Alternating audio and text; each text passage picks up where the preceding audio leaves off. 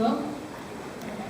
I just wanted to thank everyone in the orchestra again because these people I contacted like 3 weeks ago, I said, do you want to learn piece of music? And they volunteered to come play in this orchestra. They came into like 4 rehearsals, each for like maybe an hour and a half each, and they all helped me out so much. And I couldn't have done that without every one of them. It looks like I did a lot of work, but they're the ones who learn the parts. I just sit there and move my hands. So once again, thank you.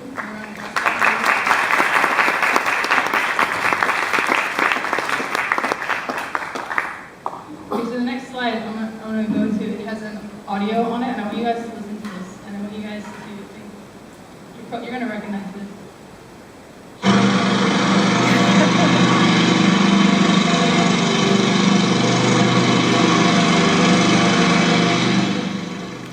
So that sounds really weird. That's the sound of a lawnmower, hence the Fisher, and that's actually the sound that inspired this piece of music. The inspiration came in sophomore year actually. I was at my locker and I heard this sound and I thought, that's really beautiful. And I thought it was the wind ensemble, so it was sort of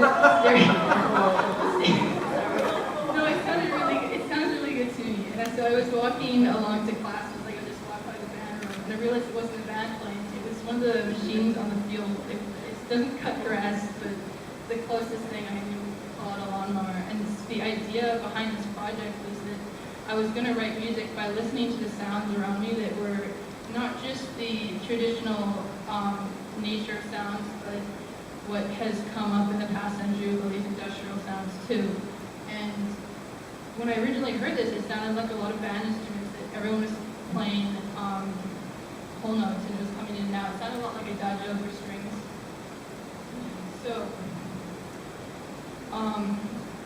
but composition, it is not something that a lot of people do, and I think anyone can compose really, but why I need to go into this with experience. So, as a musician, I've been playing since 3rd grade on the bass. It's my primary instrument. I also play bagpipes. Don't practice them quite so much. But it wasn't until 8th grade when I was on my peak trip at Tiger Living I was walking along the trail, and I had that one of those like quick moments. I thought, oh, that's kind of how you write music. Because I was looking at the gourd, and I thought, well, if you connect notes to the water and that's going through it, and to the trail, because that's blending all over the place, and the wind, and the sun that comes up for like 5 hours because you can't find the right angle in the gorge, then you could potentially get a piece of music. And that's what I did. I connected it to violin, viola, cello, and bass in 8th grade, and that was the first time I started composing. Since then, this is sort of a bunch of photocopies of music I've written since then. It's not all of the music I've written. Most of it is, all of it's for strings. So the band was amusing for me to try, and most of it are solos. Nothing is as large as a string ensemble piece or as a symphony. And most of them aren't finished. And if you look at it, I've tried to find any opportunity to write music that sort of got me going. Otherwise, I was kind of relaxed about it and didn't do much. This is my interim reflection from last year. You guys wrote 500 words, and I decided to see what my teachers would do if I handed in a piece of music instead of that. And some of them are happy about it, some of them aren't. Other things, Chinese projects. There was one I had to sing. I wasn't really looking forward to it, but I got to write my own instrumental, so that was what I looked forward to. And then I have other pieces in here that, like this one, you can see it doesn't have a title. I never finished it. This might have been the first piece I wrote after I wrote the first one about Tiger Leaping Gorge. And I might not ever revisit it. This is very early writing, and this is only really like 3 pages long, and I never finished it. I never came up with a title. But going into my senior project, I thought, what could I do that I haven't done before? And I thought, well, it's so obvious. Let's write a symphony, because that's a brilliant idea. It's not that much work, and I can totally do that. And fortunately, I sort of gave myself a little kickstart. It was in government class last year, and we were studying Nigeria, and I had this melody playing in my head, so I had my computer open and I opened the software and I might have put it in during class, and I came up with this theme here, which is what you heard several times in the piece, is what you started off with. And having that one melody really helped me get into the symphony that I ended up writing, and it just started me off, and I started writing. This is the first page handwritten of the first movement, and there's the melodies in there and the harmony and stuff. So the tools I use when I write music, I have 2 books that I use, and the reason is that I'm a hands-on learner, so I don't like using the computer that much. I like to write out everything and do everything with my hands. I remember it better, it's clearer, more concise when I finish it. So I write the symphony. I wrote all this music out by hand before I put it into the computer. So like the first movement is 28 pages, and then the second was like, I don't know, 18. But because I do that, I have to make sure that the measure lines are completely lined up. And when I do that, I forget the melody. So I need 2 books. The first book, the larger one, I write all the melodies and themes down for the symphony before I go into the actual harmony and percussion and accompaniment, and so that they're all there and I don't forget them as I'm writing. And then I transfer it into the full drawn-out symphony. Each line here is a different instrument. This is from the first movement that we just played. And then after that, I put it into the software. I'm really bad at that. When I first put the first movement into the software, it took me over 12 hours to do. I didn't know how to use the software, and there was a lot of music put in there. It ended up being 42 pages long by the conductor's score. So my goals going into this project, there's 2 goals. One, that I get it performed, and 2, that I write 4 movements, because that's the standard symphony length. I only ended up writing 3,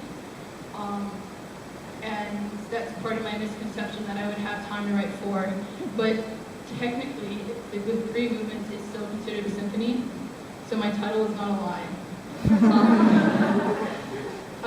For performance, I went in and I sort of thought that maybe I could get the high school orchestra to perform it, and that didn't happen. There were good reasons for it, and so instead I decided to pull together my own orchestra to perform the first movement, which is all that we would have been able to perform if it was the high school orchestra. And I'll go more into that later. Strengths and weaknesses going into this project. My strengths is that I I was working as an individual, I could have my own time. I didn't have to worry about someone else meeting deadlines. I didn't have to worry about angering somebody else when I put the deadlines back. And another strength is I'm quite passionate about music. It's something that I can do for a very long time and not get sick of. At least that's what I thought when I went into this project. And the third strength, which is what really helped me get all this done, was that it's transportable. I can put my notebook in my school bag and write several measures in the 5 minutes before class starts. So I can be writing this music all the way throughout the day and just keep going. I don't have to worry about having to get home and then taking out an instrument and then playing and then thinking maybe that or this will work. I can just take out my notebook and write it down. Weaknesses. Never had a lesson in composition before, which in hindsight was probably not the most brilliant idea. It would have helped a lot. That's a teenager moment right there. I've never written for band before, so this is the first time I ever wrote for band instruments, which meant that I didn't know what the ranges were, and which I learned thanks to these guys telling me when I wrote something too high or too low when we were working on the first movement in the arena. And it also meant that when I wrote the first movement, I was really excited about writing for band, so I went crazy for the band instruments and forgot I had string instruments in it. So the band got all the melody, and the strings only got the one theme. And another weakness, which is a strength and a weakness at the same time, is that I know what my best mental state for writing is, and it's when I'm half awake and I'm half asleep. So it's really, the best writing I do is 30 minutes before I fall asleep. And it's good to know that this is the best state, but it's also a weakness in the sense that I'm really tired afterwards when I get up the next day, and it's really hard to read music that's been drilled on. So,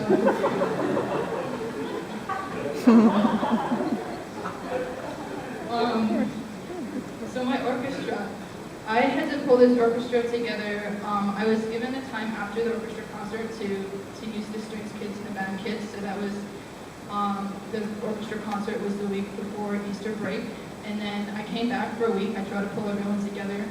I left it a little bit too late. I should have started before Easter break, but I had sort of assumed that I would wait until the orchestra concert was completely over before I even started trying to get people to do it. So when I came the week after Easter break, I had all the band instruments. Mr. HL helped me out. He emailed all the band kids that I asked him to help me because I didn't know what instruments, and who was good at what instruments. I'm one of the best players I could get. And so the band instruments, I got all of them the first week. It took a much longer time for strings. I think the latest addition to the ensemble was this Sunday because we had a couple of cello players who ended up not being able to do it, and I managed to get someone, Kevin helped me out. He came in for one rehearsal and then came and performed here. But there was issues with timing in the sense that I had that 1 week and then it was APs for 2 weeks and I couldn't pull the orchestra together for a rehearsal. And then, so all of the rehearsing we've done is in the past 2 weeks. We've had 3 rehearsals after school and almost all of them been able to make it to all 3, which is really, really great. So we only played the first movement here. That's all this time I had to learn. And these guys were brilliant because I ran the rehearsals and I conducted, and I've never run rehearsals before. I never conducted before, and I couldn't conduct in time, and I didn't know how to run a rehearsal, so the very first one was, I think, very, very awkward. Didn't know what to do, so I just ran to the piece and I said, okay, I think that's it, let's go. And I learned more about talking about stylistically what I wanted from them. Maybe I had to change the orchestration slightly in order to have certain instruments heard. We changed the ranges in the sense that I had to put some instruments up or down an octave in the music, and I mean it worked out well. Thank you guys. I want to go right into the symphony because this is the major work of my project. The first movement, as you just heard, I like to call it the jig experiment because I wanted it to sound like the music I put on the bagpipes, very Celtic, and I think I achieved that, but what I didn't realize is because I lived in Asia so long, I was very exposed to the key shifts of traditional Asian instruments, and that got meshed up with what I was hoping would be pure Celtic, and I really like it, but that was sort of a surprise for me when I heard it on the software the first time. As for this, it's got a very formal structure. It goes A, B, A, C. There's 2 themes that repeat twice. Otherwise, I'd never written a full orchestration before, so I just sort of went crazy and wrote. I started it in June, which is before school started, but because I've written music before, I knew how long it would take, so I said, I'm just going to take as much time as I can. I started when I was at music camp, and I finished in October. This is just the very first draft. I haven't done any edits by this time, and I'm writing maybe 20 minutes a day for this time period.